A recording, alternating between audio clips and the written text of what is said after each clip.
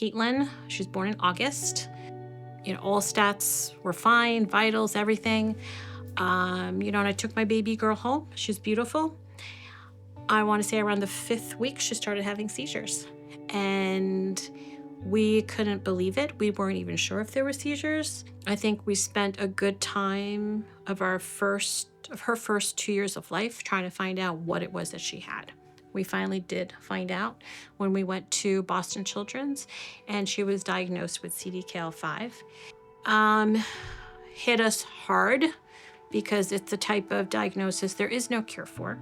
And the seizures are almost not controllable. The kids don't walk, they don't talk, they don't use their hands. So many no's. And we just wondered what type of quality of life she was going to have. When she was just about to be discharged, it kind of hit us pretty significantly about what skills she had before and what skills she actually lost with those continuous seizures. These are skills that she actually hasn't been able to get back even to this day. I think first thing in the morning, we both work, so we're running around with like 2 chickens with no heads, trying to get her ready. She gets her medication, she gets dressed, fed, all by 8 o'clock when her nurse comes in and takes her to school. When we have nursing, that's the other challenge. Currently, we don't have night nursing. It's a position that's becoming very difficult to fill right now, to find skilled nursing. She's with a nurse all day, and then when she's home, where you have her needs again, feeding her, trying to get her into the stander, getting some type of exercise, potentially working with her Toby, her device used for communication, uses eye gaze technology, and doing the best we can to kind of balance that with life, normal life. We generally have never had any sort of nursing help for weekends. And so her care is for us, and we usually just tag team it for the most part. I think we have sort of roles that we play, and we all sometimes, if one of us is too tired or one of us is sick, then the other person kind of jumps in and for certain things. And Sunday is usually a day of preparation for us to get ready, sort of. But as you get older, it gets a little harder to do these sorts of things and get the energy, which makes things sometimes a challenge, along with trying to just do the normal things of life that trying to see a movie together or have a nice dinner as a family, or even plan a trip to go away or something along those lines. For an outing and to get her ready for the day, we literally need to think of everything, pack her up, and make sure that we've crossed our T's and dotted our I's, because if we forget something, and it's happened to me, I've forgotten medication. We plan on staying over a relative's home. We bring just about everything. We bring her gym mattress with us.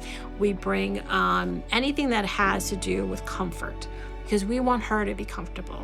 It's really big. It's a big challenge, and I'm glad that I have my husband to share that responsibility with. It's just another example of the challenges we come across, whether it's through any type of care, and it's been a struggle. Also with nursing too as well. Getting competent nursing to come and care for our child.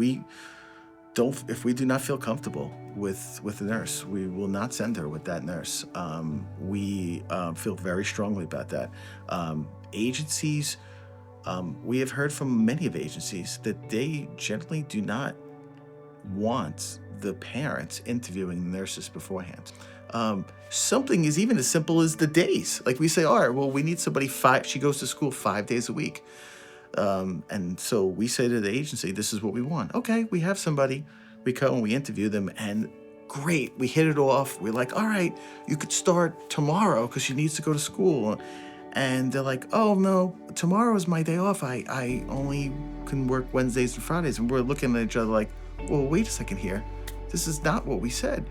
And there's no, these nursing agencies do not put any effort into doing any sort of screening. We've often come across that, or they've come in and they've said, no, she looks kind of a little heavy for me, or I can't, she's probably too much of a burden for me, or we've even heard some nurses saying she's not medically fragile enough. So it just, it adds to the frustration, the anxiety. I wished that they would understand we don't have an easy life. And they may say we understand that, but do you really? You know? I think one of the biggest challenges for us, because our lives are busy and they're difficult at times, and we try to balance everything, we put our children's needs in front of ours. So we're not going to all the doctor's appointments and taking care of all the things that we need to do and should do. That there, if there's support out there to help with those sorts of things, maybe raising awareness for what our needs are can help with those sorts of things. That maybe we can get centers, that could help our child as well as many other children and families that are dealing with the same issues that we're dealing with.